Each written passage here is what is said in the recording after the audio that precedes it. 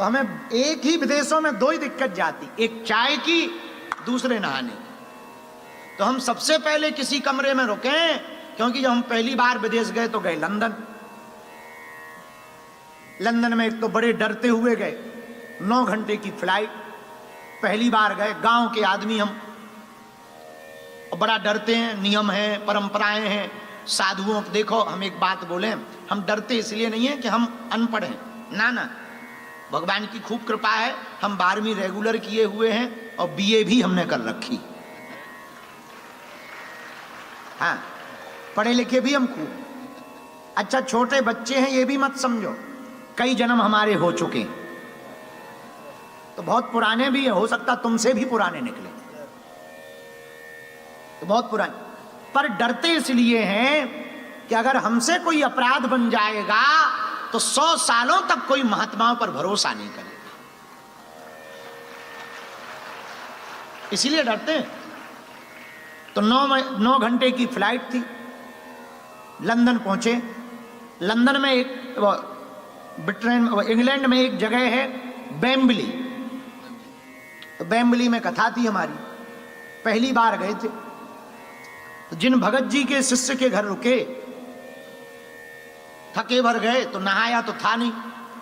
अच्छा, उस वक्त अपनी इतनी औकात भी नहीं, यजमान भी हमें ऐसे नहीं मिलते थे। इस बार तो जेम्स जी ने बढ़िया उपाय किया था, हमारी टिकट फर्स्ट में करवा दी थी, तो उसमें कम से कम नहाने की व्यवस्था मिल जाती।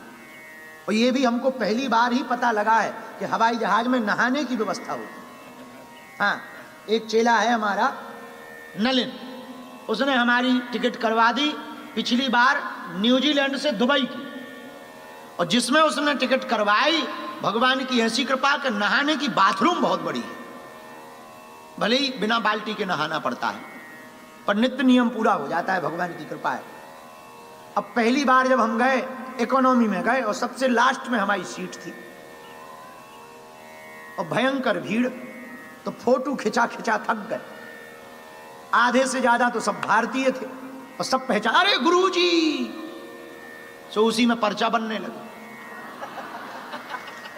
और वहां तो और बढ़िया है कि हमारे वाईफाई में बफरिंग भी नहीं होनी, 44,000 स्क्वायर फीट ऊंचाई पे क्या खाक बफरिंग होगी। और हद ये कि पायलट को पता लगा कि बागेश्वर वाले गुरुजी बैठे, तो ऑटो मोड पे छोड़ के वो भी आ गए। आओ आओ आओ, हमें पता लगा जब हमें क्रू मेंबर ने बताया, बोले दिस इज पायलट, तो हमें बड़ा डर लगा।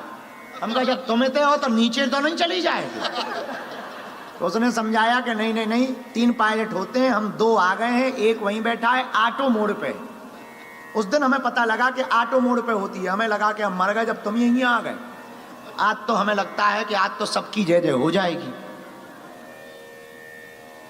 9 घंटे बाद जब हम पहुंचे शिष्य के घर पर, हमने नहाने का जाते ही विचार किया, कुछ खाना पीना है, भोजन करना है, तो पूजा पाठ कर ले, नहा लें। जैसे ही अंदर गए भैया, गांव के आदमी बाथरूम में घुसे, एक भी नल नहीं था, टोटी।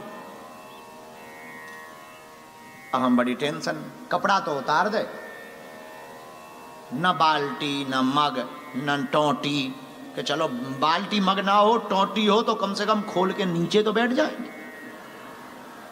तो टोटी भी नहीं, 4 बटन ओनली लगे।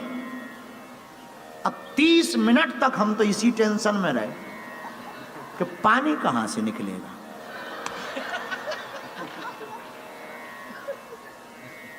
हमें लगा कि बाथरूम का काम पूरा नहीं हुआ है और पहले ही हमको घुसा दिया है। हाँ, हाँ, सीधे साधे आदमी। तो हमने एक बटन दबाया तो छत में सोवर था, छत में, और पानी नीचे गिरा गरम। अरे हमका मान लिया भगवान।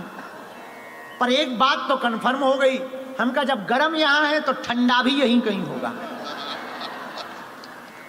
सो हमने दूसरा बटन दबाया, फिर बड़ी मुश्किल से, अंग्रेजी तो आती नहीं, तो एक बटन पे लिखा था मिक्सचर। हम समझ गए दोनों को मिला के बुलाना है, तो इसको दबाओ। जैसे तैसे करके नहा के हम बाहर आए। यजमान बोला गुरुजी कोई दिक्कत तो नहीं हुई। हम कहा बुरा ना मानो तो एक बात सही सही बोले, हम बोलने में तो मुंह फटे ही हैं। हम कहा भैया पेट साफ तो हुआ नहीं। बोले क्यों? हम कहा ना तो स्प्रे पाइप है, ना मग है, ना बाल्टी है, और हम कहा जैसे हमने नहाया सो हम ही जानते। बोले क्यों? हम कहा करोड़ों का मकान होगा तुम्हारा और हमारे तो 2 कौड़ी का नहीं है हमारी नजर में। बोले क्यों? हम कहा बताओ इतना महंगा मकान बना रखा, इतनी अच्छी टाइल्स लगा रखी, कांच स्लाइडर वाला लगा रखा, 60 रुपया की तुमने बाल्टी नहीं रखी। तब उन्होंने बताया कि विदेश में गुरुजी सब ऐसे ही नहाते। फिर हमें समझ में आई, पर मिश्रा जी के घर पर तो दोनों सुविधाएं हमको प्राप्त हुई।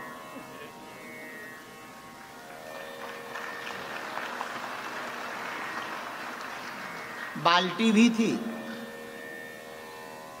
और चाय भी बहुत बढ़िया थी। हम जहां से बात की थी घुमाएंगे नहीं, वहीं वापस आएंगे। लीडरशिप। जेम्स भाई सबको लेके चले। हनुमान जी का भी यही स्वभाव।